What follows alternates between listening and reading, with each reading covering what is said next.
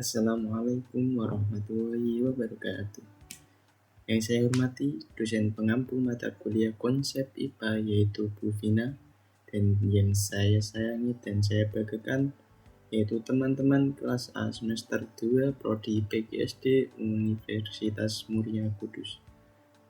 Di video ini kami akan mempresentasikan mengenai fungi atau jamur. Tapi sebelum itu kami akan memperkenalkan diri terlebih dahulu. Dimulai dari saya, nama saya Muhammad Fahmi Amin, NIM 028. Perkenalkan, nama saya Reva Dwi Musara dengan NIM 011. Perkenalkan, nama saya Rosda Salma dengan NIM 200533016. Perkenalkan, nama saya Aura Himatu Suraya dengan NIM 024. Baik, kita mulai presentasinya dimulai dari sana. Teori. Fungi atau yang lebih dikenal dengan nama jamur adalah organisme eukariotik yang tidak dapat melakukan fotosintesis seperti tumbuhan. Mereka termasuk dalam kerajaan fungi yang berbeda dari kerajaan tumbuhan, hewan, atau bakteri. Fungi berfungsi sebagai dekomposer yang berarti mereka mengurai bahan organik mati seperti daun, kayu, dan tubuh organisme lain untuk mengembalikan unsur hara ke dalam tanah. Proses dekomposisi ini sangat penting untuk menjaga keseimbangan nutrisi di alam. Tanpa fungi, bahan organik yang mati tidak akan terurai dengan cepat, yang dapat mengganggu siklus karbon dan nitrogen di ekosistem. Dasar klasifikasi yang pertama ada Zygomycotina, mempunyai spora seksual berupa zygospora yang berdinding tebal pada masa istirahat, sehingga dapat bertahan pada kondisi kering selama berbulan-bulan. Lalu punya hifa bercabang dan tidak bersekat dengan dinding sel dari zat kitin. Dan punya 3 tipe hifa yaitu stolon, rhizoid, dan sporangiofor. Taksonomi Zygomicota, Kingdom Fungi, divisi Zygomicota, kelas Mucoromycetes, ordo Mucorales, genus Rhizopus, Mucor dan Pilobus, spesies Rhizopus oryzae, Rhizopus stolonifer, dan Mucor mucedo. Contoh Zygomycotina, Rhizopus mampu memecah amilum menjadi dextrora, protein lemak dalam kedelai menjadi molekul yang lebih sederhana. Apabila tumbuh pada makanan atau buah-buahan, dapat bersifat merugikan karena mengakibatkan pembusukan. Rhizopus stolonifer yaitu jamur roti, Rhizopus oligosporus yaitu jamur tempe, Rhizopus oryzae yaitu jamur tempe juga, Mucor mucedo yaitu pengurai kotoran ternak, Beauveria bassiana yaitu pengendalian hama alami, Pilobolus yaitu dekomposer kotoran hewan. Dasar klasifikasi Ascomycotina. Yang pertama, hifa berserat dan berinti banyak. 2. Bersifat saprofit dan parasit. Ketiga, menghasilkan spora dalam askus. Keempat, setiap askus mengandung 8 spora. Kelima, askus-askus berkumpul membentuk askokarp. Taksonomi Ascomycota, Kingdom Fungi, divisi Ascomycota, kelas Saccharomycetes, Pezizomycetes, Eurothiomycetes, ordo Saccharomycetales, Eurothiales, Pezizales, genus Saccharomyces, Penicillium, Neurospora, tuber, spesies Saccharomyces cerevisiae, ragi, roti atau tape, Penicillium notatum, penghasil antibiotik, Neurospora cytophylla, jamur oncom, tuber Melanosporum, trafel hitam. Contoh Ascomycotina. Yang pertama ada Saccharomyces cerevisiae, yaitu pembuatan tape dan roti. Yang kedua ada Penicillium notatum atau penghasilkan antibiotik. Yang ketiga ada Neurospora crassa atau pembuatan oncom merah dan ampas tahu. Oke, baik, saya akan menjelaskan mengenai Basidiomycota. Dasar klasifikasi dari Basidiomycota yaitu berupa jamur multiseluler dan makroskopis, hifa bersekat, bersifat saprofit dan parasit, mempunyai badan buah yaitu tempat pembentukan basidium. Basidium adalah tempat terbentuknya spora. Selanjutnya yaitu taksonomi Basidiomycota. Kingdomnya fungi, divisinya yaitu Basidiomycota. Kelasnya itu ada 5.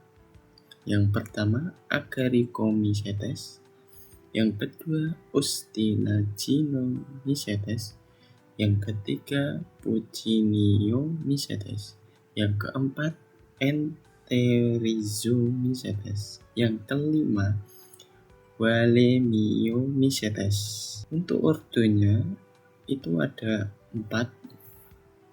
Yang pertama Agaricales, yang kedua Boletales, yang ketiga Polyporales, yang keempat Auricularis. Untuk genusnya itu hanya ada 3, yaitu Auricularia, yang kedua Agaricus, yang ketiga Volvariella. Untuk spesiesnya itu ada 2. Auricularia polytricha, yaitu jamur kuping. Yang kedua Volvariella volvacea, yaitu jamur merah. Untuk contoh dari Basidiomycota yaitu yang pertama Volvariella volvacea, untuk yang kedua Auricularia polytricha, untuk yang ketiga Pleurotus. Dan untuk contoh Basidiomycota sebagai parasit pada tumbuhan itu juga ada 3, yaitu Exobasidium vexan, yang kedua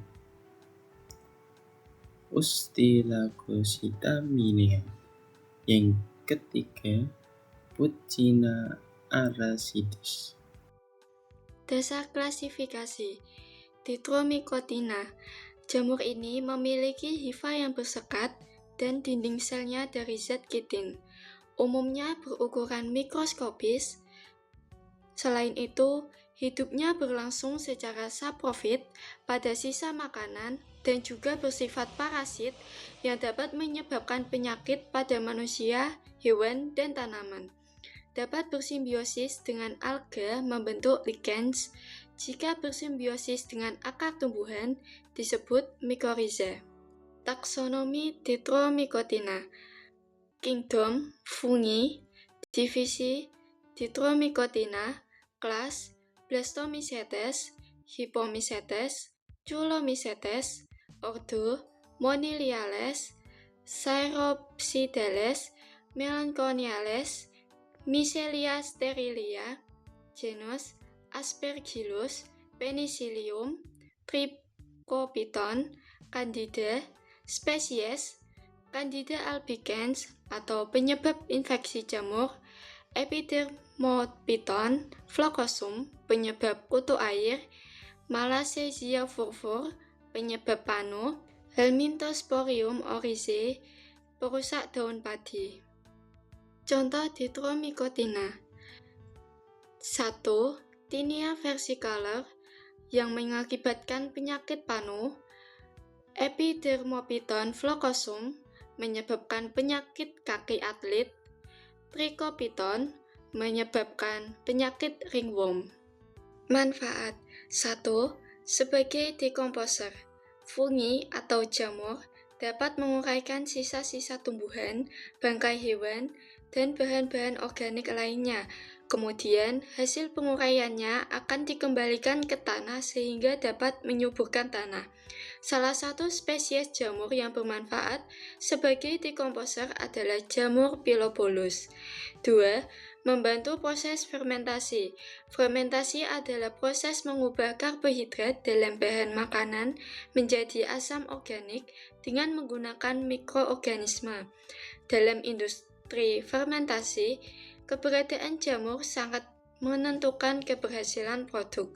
Salah satu jamur berasal dari ragi yaitu Saccharomyces cerevisiae. 3. Sebagai obat.